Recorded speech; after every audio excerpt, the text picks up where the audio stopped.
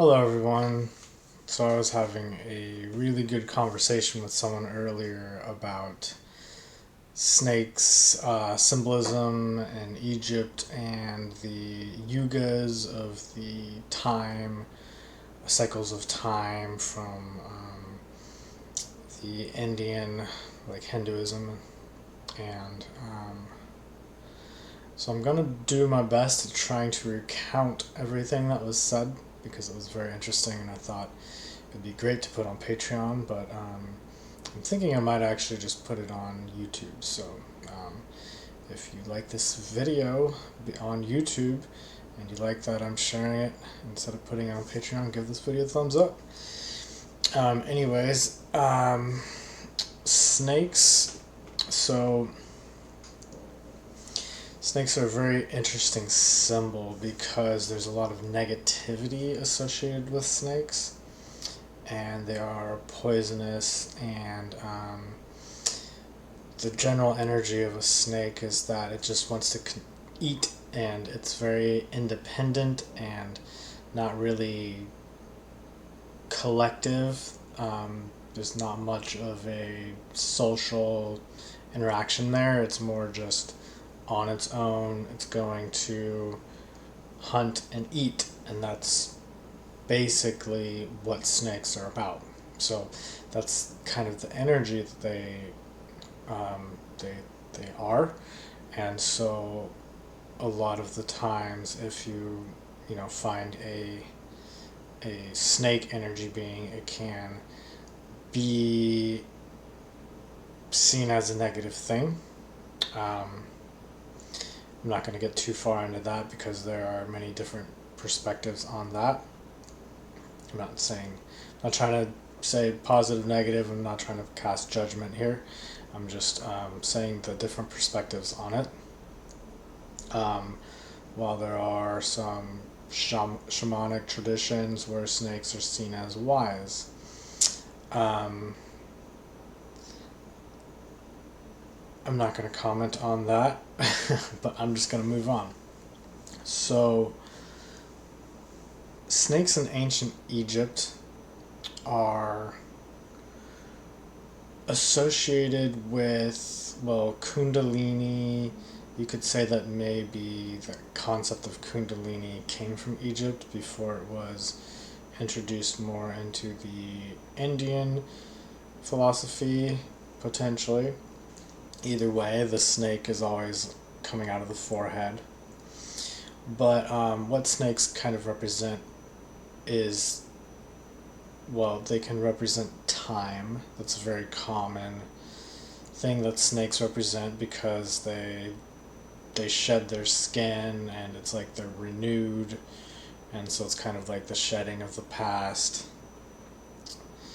But also because of their independent nature, they can also represent division, because if you're looking at something from a specific angle, such as oneness and the consciousness associated with oneness, the consciousness associated with oneness is that of a very social awareness of everyone and everything around you. Whereas the awareness of a snake is kind of that of, I need to eat this, and that's pretty much all that matters. I just remembered a story that I heard recently about a woman who, I think I said this on my Patreon page, but I'll just say it again here. A woman who had a pet snake, and she noticed that the pet snake was not eating anymore, and she was worried, and she was thinking that the snake was sick, or either it was sick or it had found a source of food somehow, like eating rats or something that she wasn't aware of. So she was trying to figure out what was going on with her snake. She took it to the doctor or the vet or something, and they told her that the snake was totally perfectly fine. and they didn't find any like skeletons or any remains, like the snake had been eating anything that she wasn't aware of. And the next thing they told her was that sometimes when, well, basically when a snake stops eating by choice, it's usually a sign that they're kind of adjusting their body, adjusting their insides to be able to kind of clear out everything else so that they'll be able to handle a bigger meal. And well, what's the bigger meal? Well, her. So that's kind of the snake consciousness. It's not to put judgment on it, but it's to just say that that's that. It's kind of like the ultimate desire that is more important than anything else. And it's not to say that that is bad. It's part of duality. It's kind of necessary for our existence. So that's kind of what the snake represents, if that makes any sense. And so to put this all together, I have to bring up the next concept, which is the yugas. And this comes from Hinduism and just the Vedas, to be particular. And so it's a cycle of time. There's the old perspective, and then there's this newer perspective that can be controversial.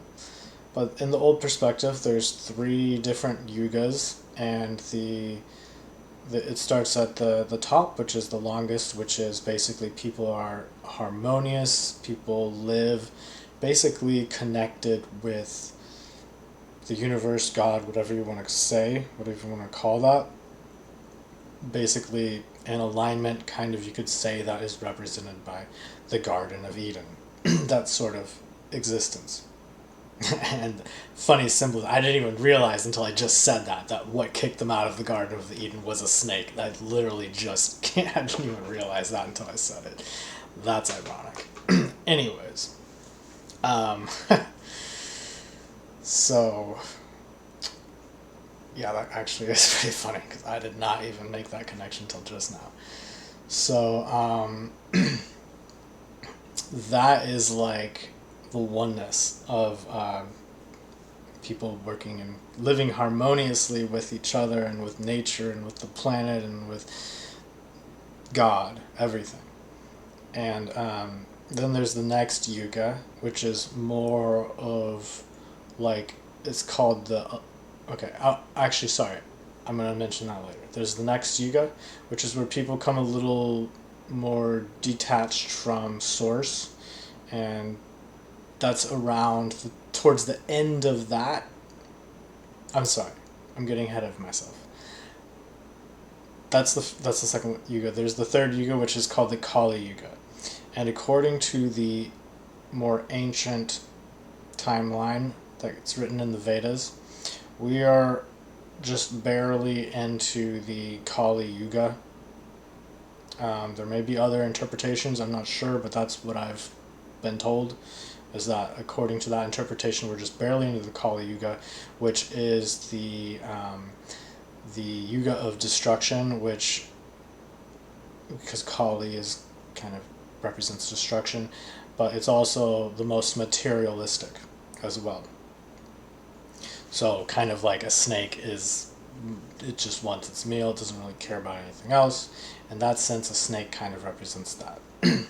So now I'm going to explain the kind of newer version of it, which is the same thing, but it's a different timeline, and it goes through faster. Instead of like as many thousands of years, it's like less thousands of years, but it's still thousands of years. So it's the same thing, except it has descending, and then it goes back up, and according to this timeline, we are past the destructive Kali Yuga, and we are heading up.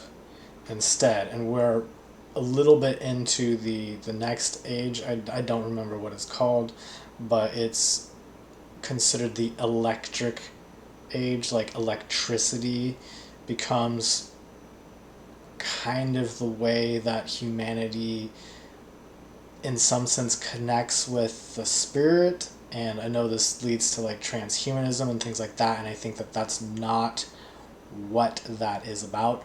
That is kind of more like a distortion of that and kind of taking away from that. But on some level, you could say that technology, for example, the term matrix is like the movie The Matrix. It kind of, that's kind of where our consciousness is. It's like it's very mechanical, and so that's kind of how we're understanding metaphysics, is with machinery. We're learning more about the world. We're learning more about science, which is spirituality when it's true science. The ultimate science is spirituality. It's just that some spirituality is not accurate, just like some science is. Science is always updating itself. Anyways, what I'm trying to say is we're heading into that yuga, that age, or we're already in it, and we're about a third of the way, according to this newer system, which was developed by some yogi that I don't know much about, but it was, I think, within the last 100 years, if not, it's definitely within the last 200 years, but I think it was within the last 100 years, so it's fairly recent. I think it was in like the 1800s or something like that. I could be off, but something like that. Anyways, I find that one to be far more accurate, in my opinion, because it says that the fall of Rome, and maybe this is just me being biased, but I've always just kind of hated Rome.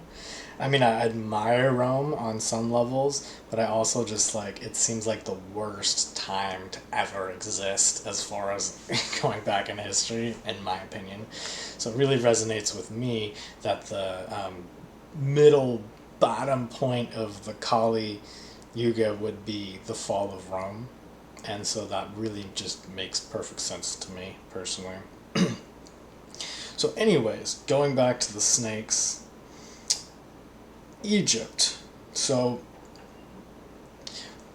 ancient Egypt was all about the snakes, and the snakes also represent magic. I want to say the word witchcraft, but that's going to bring up negative ideas, and so it was magic. You could say it was witchcraft, but it's not like witchcraft in the sense of like evil witches. It's witchcraft in the sense of people doing magic. So anyways, there's this cycle of becoming oneness and then becoming separateness. These are two things that are necessary. This is, you could say, there was oneness, kind of like, this is my creation myth. There was oneness, and out of that oneness came division, and then there was God and creation, and from there that divided, and then that divided, and then that divided, and here we are. That's how I see it, at least. So where am I going with this? Okay, so snakes represent division. Snakes represent magic. When you're at this point of oneness, what do you want to do? I mean, being harmonious is great, and I'm sure that's very fulfilling. But at a certain point, you're like, okay, let's make something happen here. Let's create. So creation is division of oneness. So in order to kind of create more, eventually you're like, okay, well then we're gonna go down. We're gonna create division. And so during that time period where you're moving down, as funny as this may sound, division is kind of like the Enlightenment. I'm using that word lightly because it's confusing here, because it's actually more like you're getting more dense and heavy. But that's kind of where the light is headed for a reason. This isn't like an accident. This isn't like Satan's trap that we're in. This is a divine plan to go from oneness to division and back to oneness and back to division. That's a divine pathway. And so these snakes represent the individuality, and the ability to kind of create magic that creates, what am I trying to say? Creates imbalance, creates unfairness, as bad as that sounds. Also creates diversity. But it gives people power. So snakes represent power. There's lots of different definitions of power, but I mean power as in like an individual having a little bit of inequality in the world. Kind of stirring the pot, so to speak. Causing a little chaos, I guess you could say. As negative as that sounds to us, you have to remember where we are in the cycle. We have come from the bottom, and we've learned our lessons, and we're moving back up. So for us, that's like, nah, we're going the other direction. We don't need that. But for them at that time, where their past was like wisdom. And Egypt, if you look at all the like Roman, Greek texts, they always refer to Egypt as the wise. The wisdom comes from Egypt, things like that, because I think that was true. And so the snakes represented finding that power. And so that's why the pharaohs, the kings, or whatever, sorry, pharaohs, not kings, but you know what I mean. The people of power had the snakes that was representing power. See how this all makes sense now. So, yeah, so that's where we are. So we are moving back up to oneness. There was one other thing I wanted to say about Egypt. I'm trying to remember what it was now. What was it?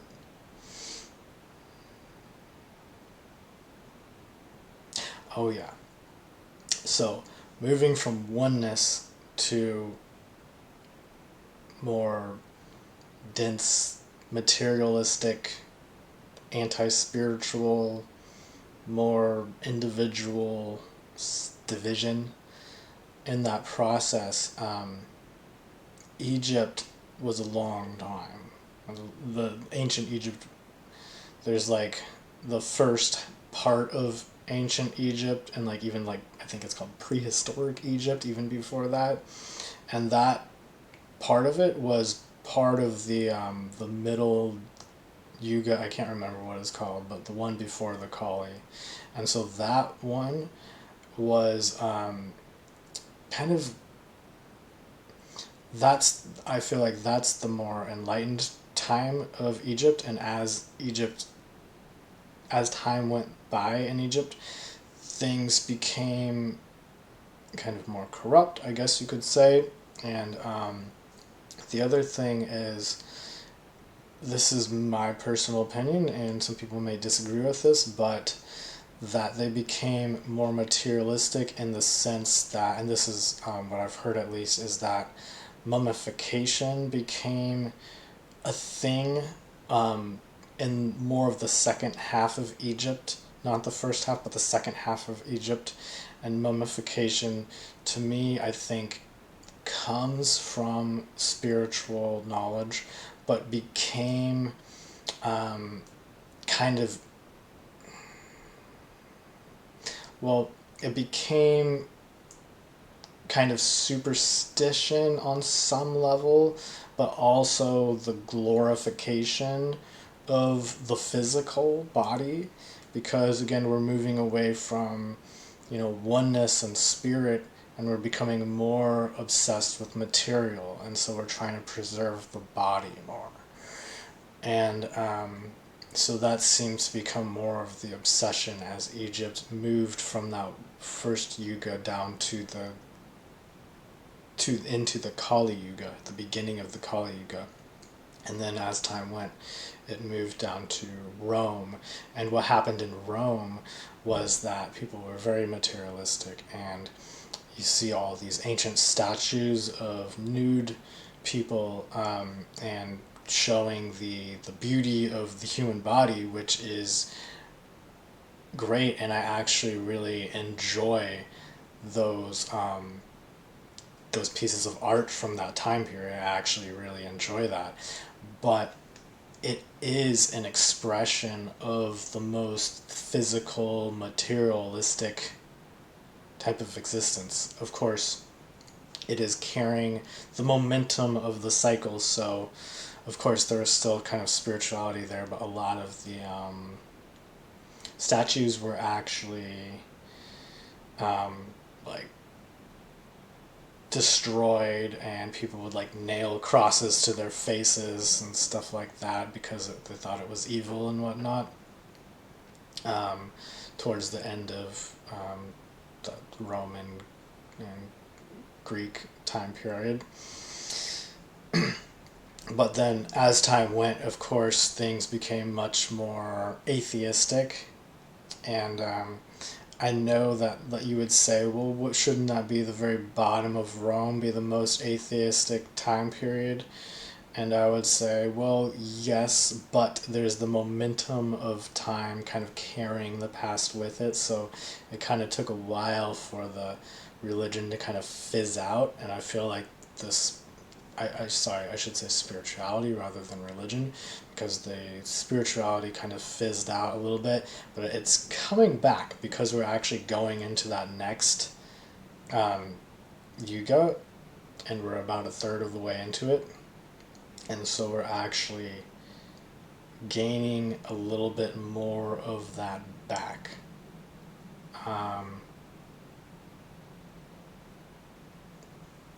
Trying to remember what else it was about Rome that was interesting.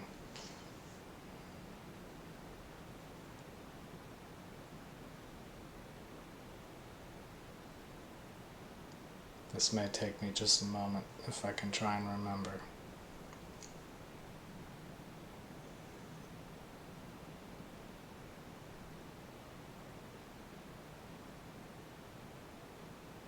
Well, I'm not sure if it's coming to me, so I will write it below this video in the description of the video if you would, if I can think of it. So check that out if you want.